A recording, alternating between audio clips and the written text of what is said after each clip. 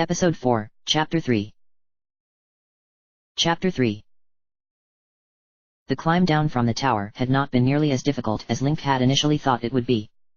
The sides of the tower were covered with a lattice-like pattern of some kind of stone that made for easy hand and footholds.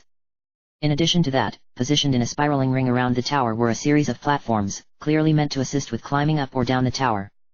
Link found that it was really quite easy, though he did feel winded by the time he reached the bottom. In truth, however, he wished it had been more difficult. Perhaps then he wouldn't have had so much time to dwell on the voice's words or what he had seen at the top of the tower. He had heard the strain in her voice and sensed the difficulty she experienced with that creature, but what was he supposed to do? She gave him no instructions beyond telling him to go. She warned him of dire consequences, the world's end, no less, but then gave him no means of avoiding such an outcome.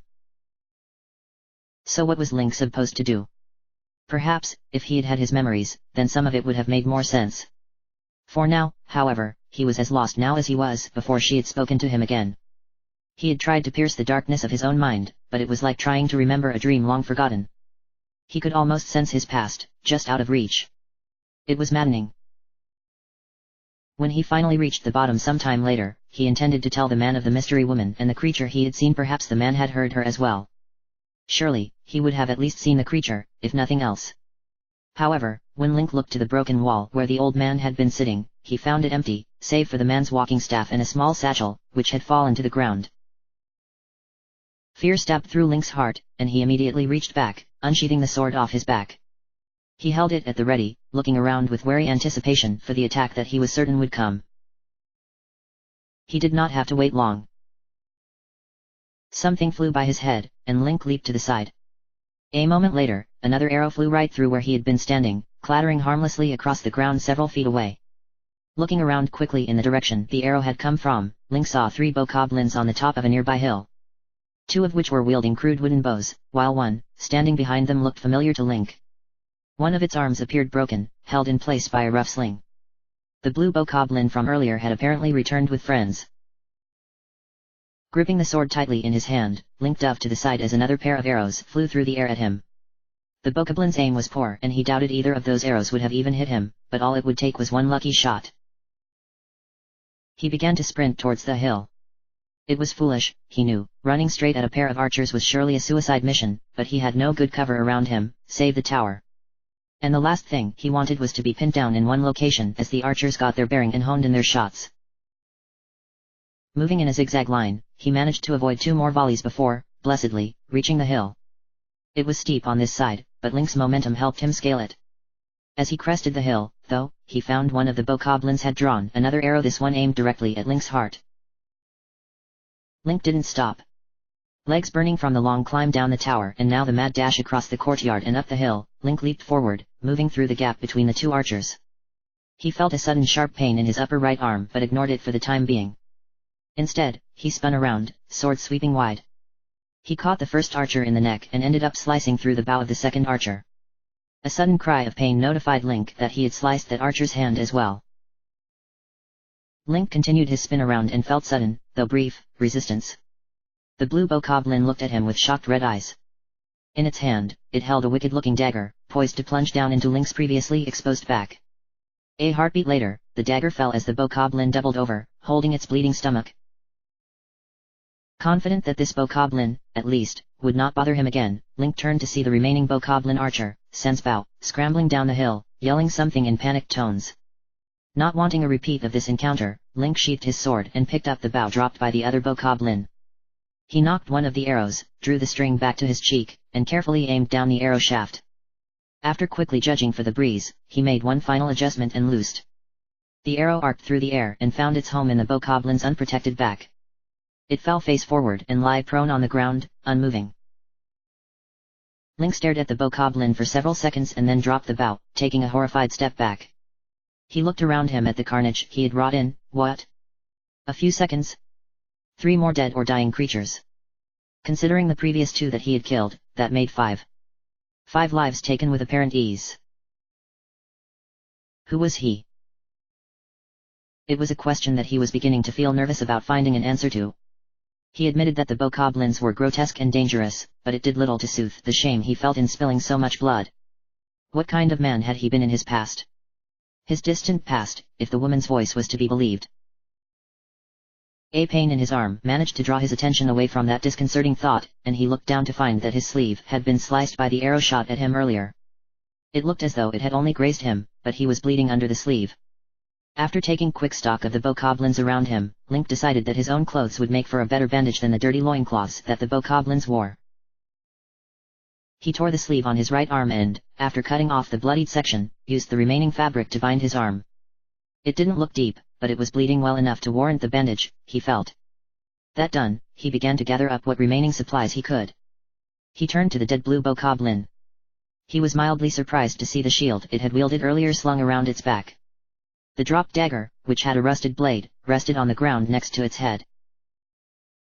Link carefully removed the shield from the bokoblin's back, sliding the long strap out from under the bokoblin's chest and inspected it.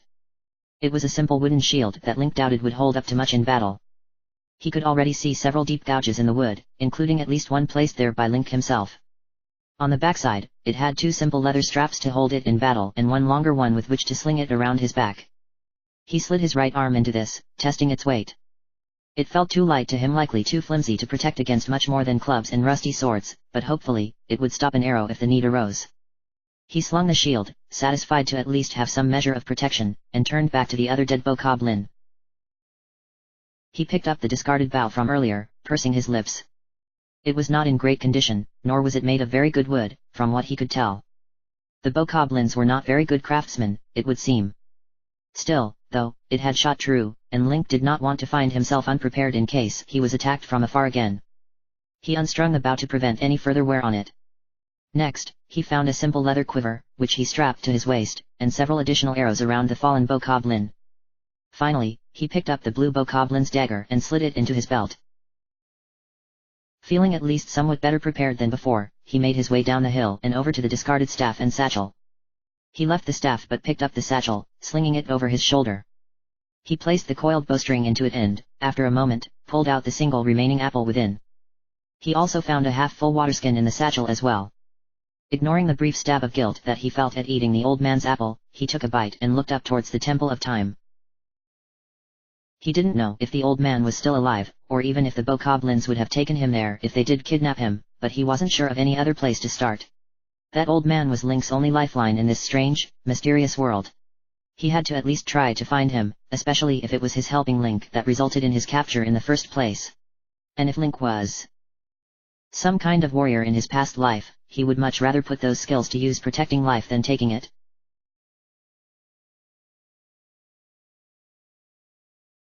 Somewhere along the way up the hill to the Temple of Time, Link decided that whatever his combat skills were, stealth was not a particular one of them. As he walked, the shield on its back continually bounced off of the old scabbard, making a knocking sound with every other step or so. Attempts to tighten the shield were met with failure, and he even briefly considered abandoning it. Thinking back on the ambush earlier encouraged him to keep it for now, though. "And what will you do with it, Link?"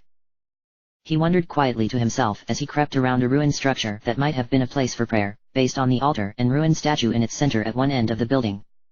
Deflect the arrows back at them? He considered that for a moment and then decided that he did not want to try to find out if that was possible. Or if he had some strange ability to do so from his past. He found that he was thinking of himself more and more as Link. It seemed to call to him almost like an old friend that he hadn't seen in a long time. However, if the woman was right in his name, was she right in the other things? No. Link thought. That cannot be possible. And even if I was, why me? He thought back to the way he had killed the bokoblins earlier and pursed his lips. He found that the hill leading up to the Temple of Time had been separated into several levels, with each level holding several old buildings of various sizes and shapes. Some had probably been for priests' living quarters, based on ancient bed frames that he found within. Others, perhaps, served religious purposes. Prayer buildings or places that priests could teach smaller groups. He was still considering this as he stepped up to the final building on the path before it split and led to the Temple of Time itself. The large building was mostly intact structure, despite missing its roof, and part of one wall. He thought that it would be a good place to try to conduct reconnaissance before running into the temple. As he stepped into the structure, he was struck by the fact that this was a larger building than the others below.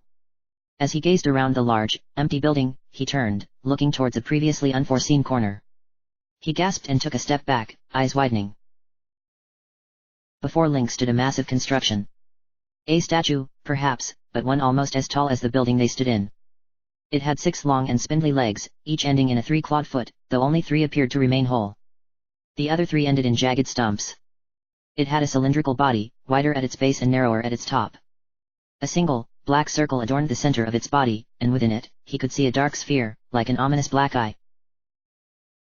It looked intimidating in its own right, yet the dread Link felt as he stared up at this thing seemed beyond its appearance or size. When Link saw this construction, he felt sick to his stomach. He wanted to run, to hide, to find something to put between himself and this construct. It made his blood feel like ice in his veins. He stepped back to the empty doorway and looked to either side of the door to ensure no bokoblins were coming down the path before exiting the way he had come. He glanced back as he did so, feeling the hairs on the back of his neck standing up. It felt as though it was watching him. Once he had placed the wall of the building between him and it, Link felt immediately better. He took in his surroundings, considering his options. The building stood at the base of a pair of staircases that angled up towards the Temple of Time's entrance. As Link crept closer to one of the staircases, he was dismayed to see several more of the strange, many-legged statues up closer to the temple. These appeared to be facing the temple, and were in various states of disrepair like the other, missing legs or one of the strange fin-like protuberances at the top of their cylindrical heads. Link briefly considered his options, but thinking of the old man helped him steel his nerves. They were just statues. Right? And they were clearly old.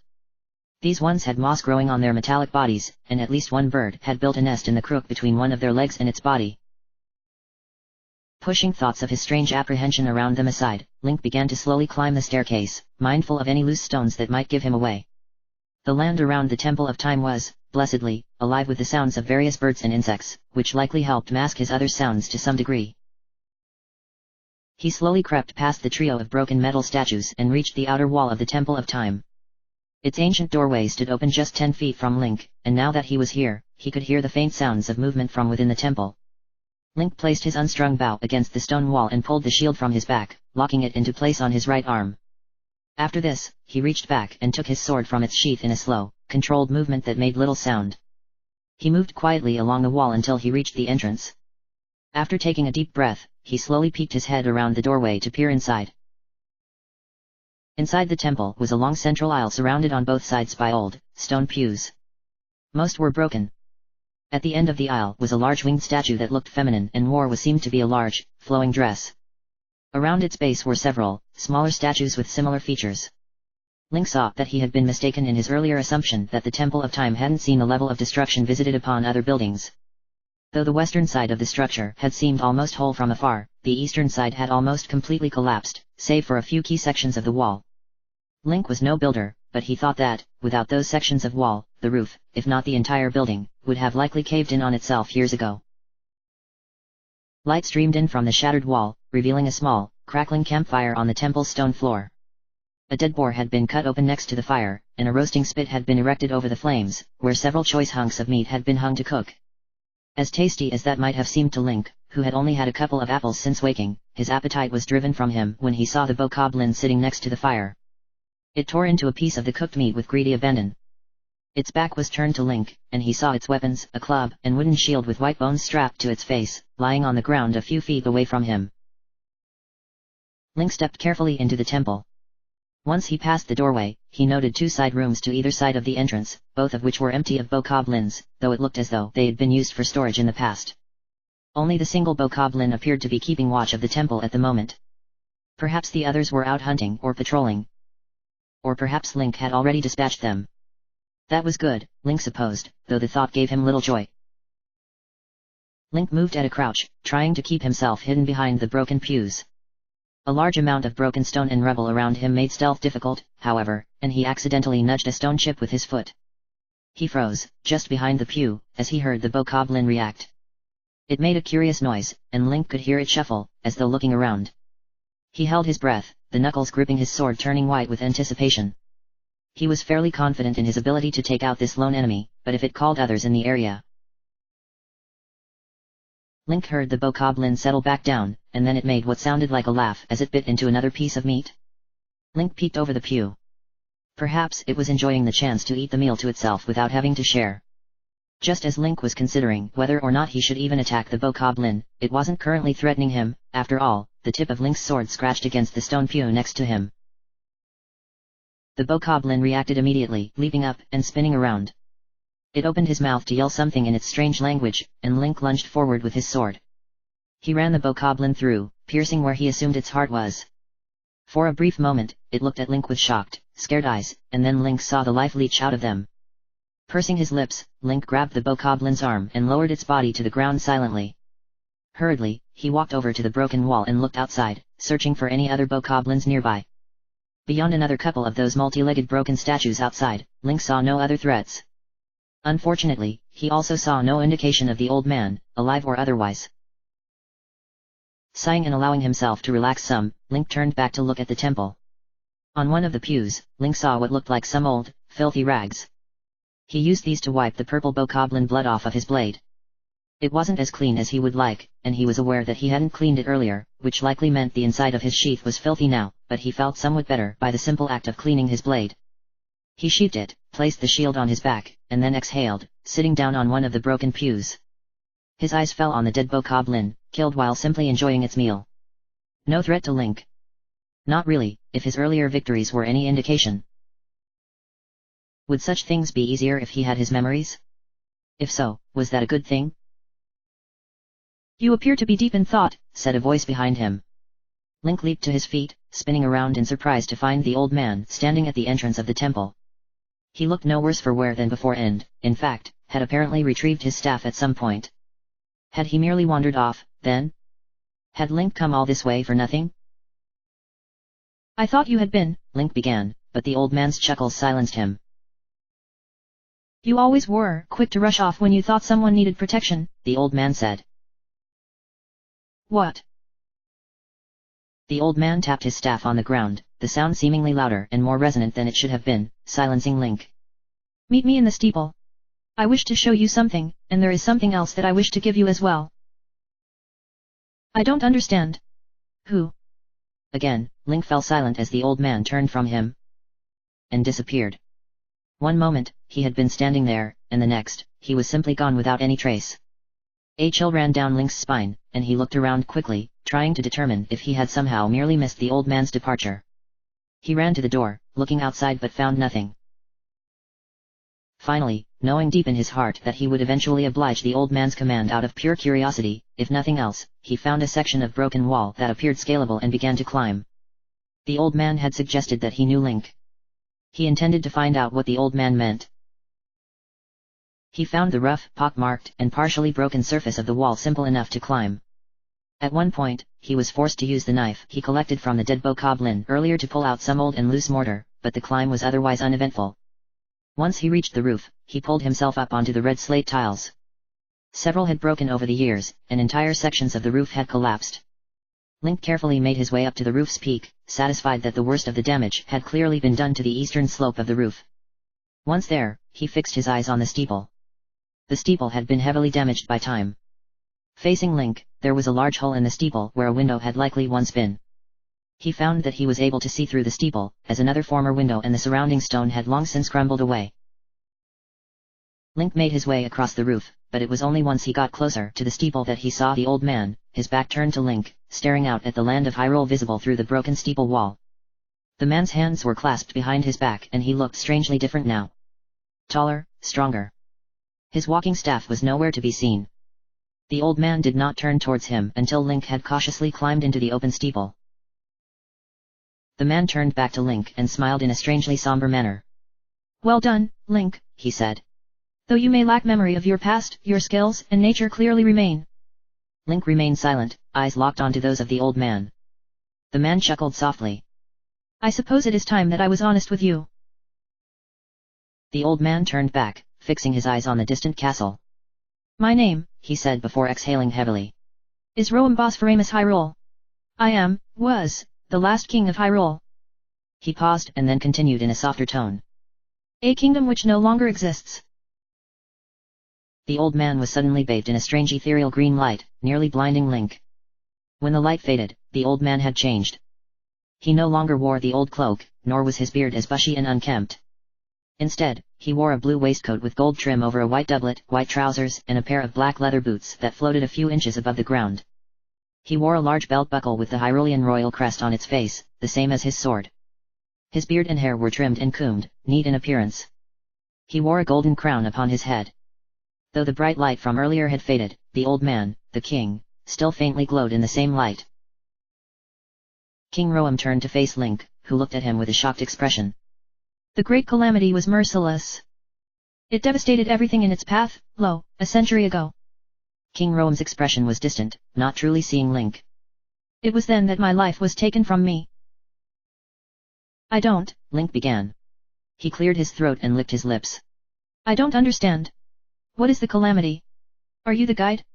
The guide that the woman promised me? Something in King Roam's expression changed. It grew sharper, and his eyes met Link's. I have remained here ever since I died, in spirit form. I did not know why for a long time. I assumed that, perhaps, it had been because of the royal family's connection to this place. Our history. She eventually spoke to me as well. The king turned, moving closer to the broken wall. His legs did not move to propel him, he floated, instead. I did not think it wise to overwhelm you so soon after you awoke. I feared your memory would be too fragile. So, rather than that, I assumed a temporary, less alarming form. He looked out at the distant castle again. Forgive me for my deception. I see now that your mind is still quite strong. Link stepped up next to the king, looking up into his face. I can't remember anything, he said, a note of desperation entering his voice. If you can tell me something, anything, to help me. King Roam looked down at Link, his expression growing increasingly somber. I shall tell you what happened 100 years ago, Link. Perhaps hearing of it shall awaken something within you. He looked back towards the castle, where the strange creature made of purple mist had risen again, circling around the castle. It did not seem to be able to leave the immediate area surrounding the castle, however. To know the Calamity Ganon's true form, one must know the story from an age long past. The Demon King was born into this kingdom long ago. Legends speak of a man once, others speak of a beast. Either way, the legends always speak of terrible power and destruction left in its wake. The horror you see now, however, is what is left of that being, transformed by malice and an endless cycle of death and rebirth.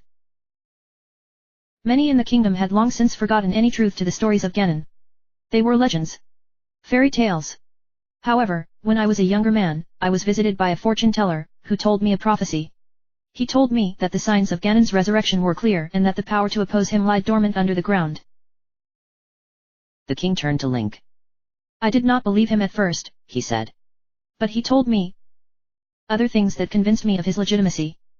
He looked away. He disappeared soon thereafter. I do not know what happened to him, nor where he came from. Link remained silent, and King Roam continued. We decided to heed the prophecy and began excavating large areas of land. It wasn't long before we discovered several ancient relics made by the hands of our distant ancestors. These relics, gods curse them, were giant machines piloted by warriors. His expression darkened, his ethereal hands clenching into tight fists. We also discovered the guardians. You likely saw them outside of the temple. These mechanical creations were meant to be autonomous soldiers, created eons ago, to fight the Calamity Ganon.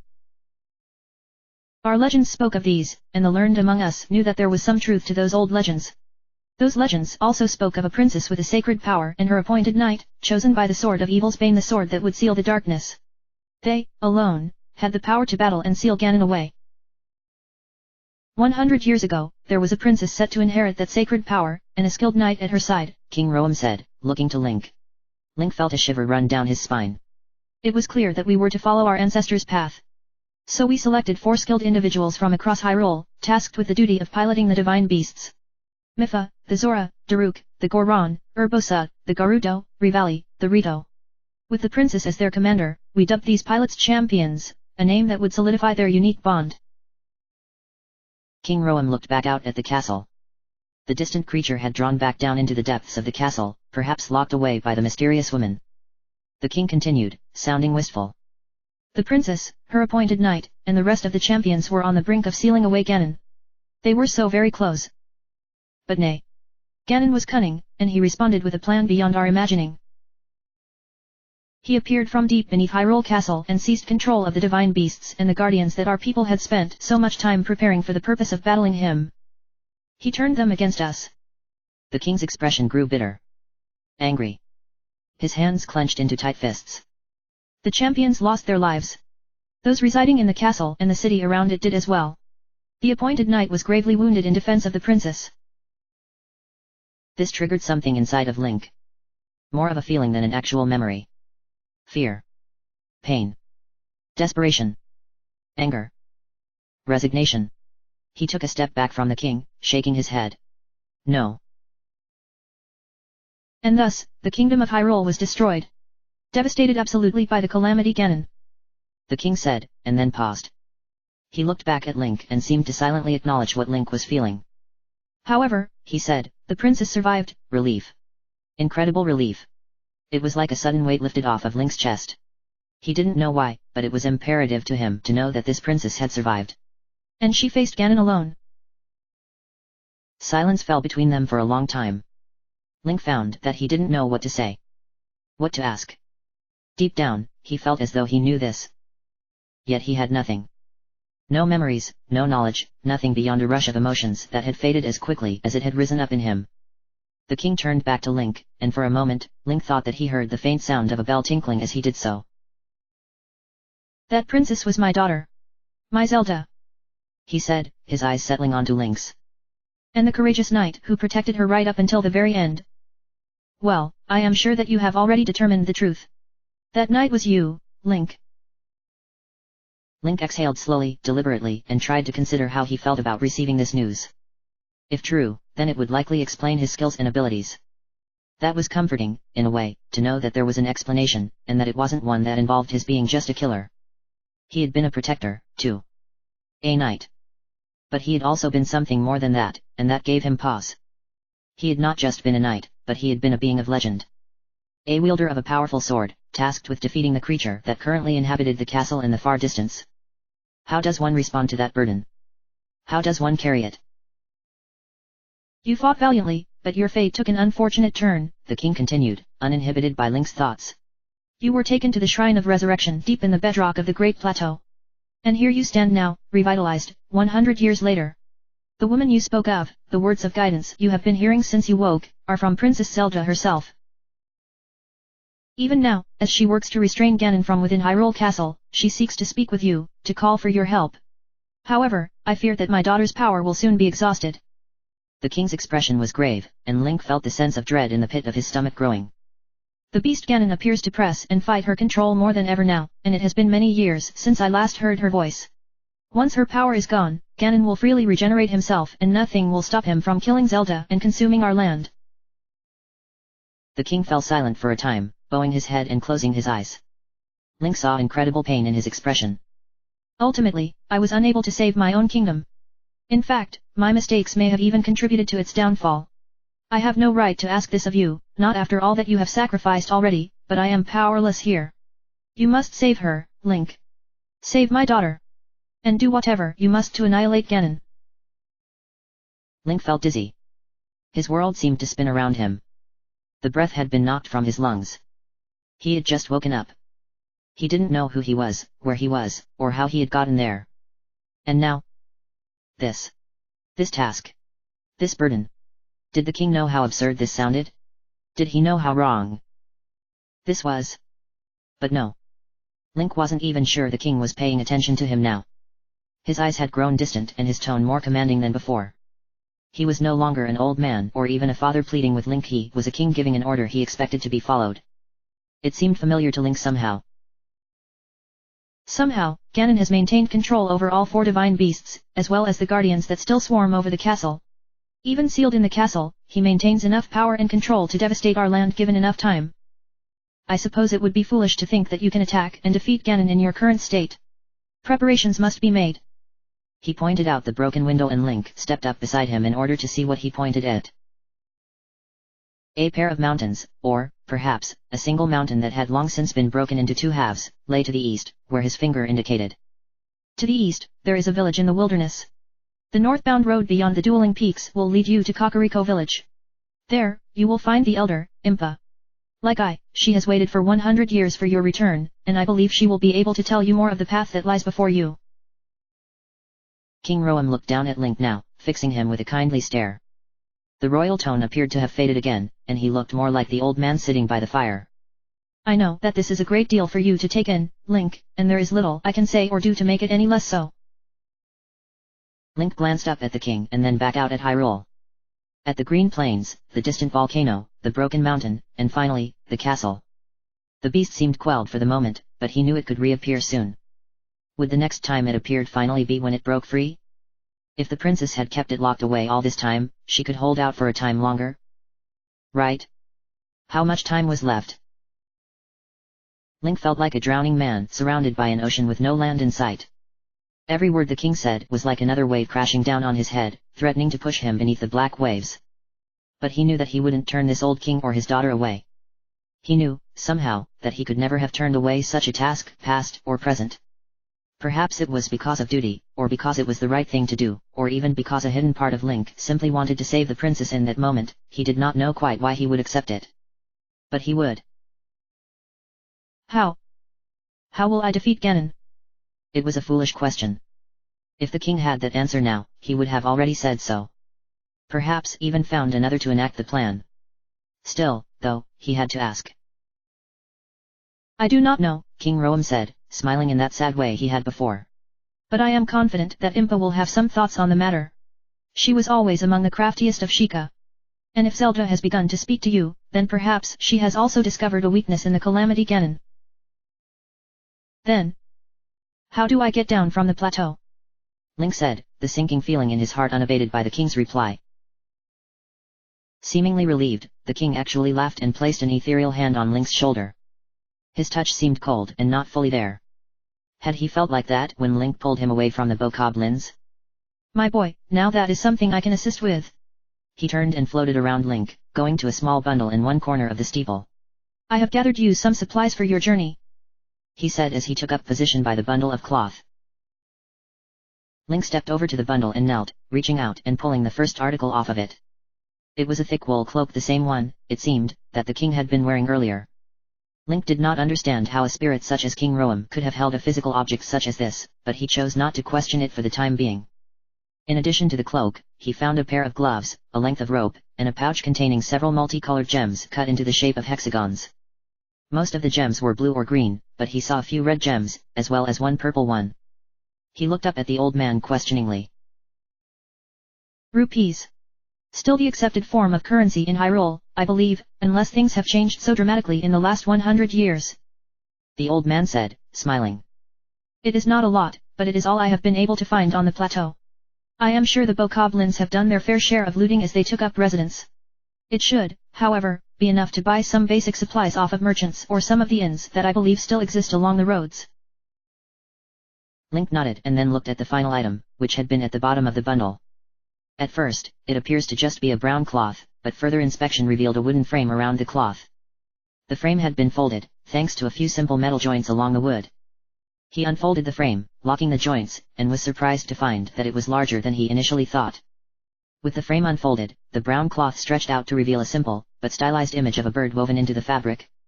On its underside, a pair of curved wooden poles formed what appeared to be handles.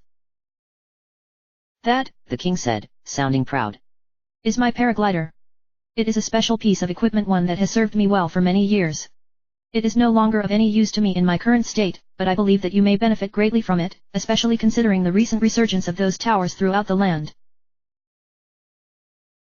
Link frowned at the paraglider, turning it over in his hands, trying to get an understanding of what exactly it was or how it would be useful. That glider has a special quality to it. Made with special Rito fabric that is extremely lightweight and particularly adept at catching even the slightest breeze, it will allow its user to glide off of any height, not to mention slow any fall. I will admit, it can be terrifying at first, but once you grow accustomed to it, the air will be open to you. Just ensure you have a good grip on it. Link looked up at the old king dubiously, who smiled knowingly. I am afraid, King Roam said, that this will be quite necessary for you to get off of the Great Plateau. When you were placed in the Shrine of Resurrection, the only path up onto the plateau was collapsed and has since flooded. I am still not sure how the bokoblins got up here. They likely found a way to climb up, or perhaps they were always here but only recently emboldened by the lack of other inhabitants. Link looked down at the paraglider with uncertainty, and then back up at the old king. King Roam had begun to change. It had been nearly imperceptible at first, the ethereal glow had seemed stronger, but that had been all, but now Link found that the king had grown translucent. Roam smiled sadly and reached out, placing a hand on Link's shoulder. It was feather-light and cold. It appears that my time has finally come, the king said. He continued to grow less substantial. No, Link said, eyes widening. He stood quickly and was shocked when the king's hand did not stay on his shoulder, but instead, remained in the same place that it had been before. As such, it ended up somewhere in Link's gut. It was terribly uncomfortable and cold, and the king removed it quickly. I still have no memories. You've barely told me anything. Can't you stay? He hated the pleading tone in his voice. If he was to be this hero that the king spoke of, he would have to be stronger than this, wouldn't he? My purpose was to guide you onto the path, Link, said King Roam.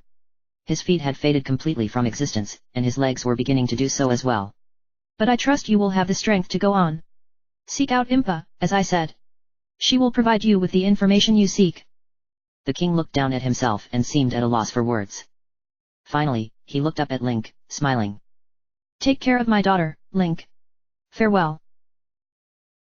Link watched as the king's ethereal glow faded, along with his body.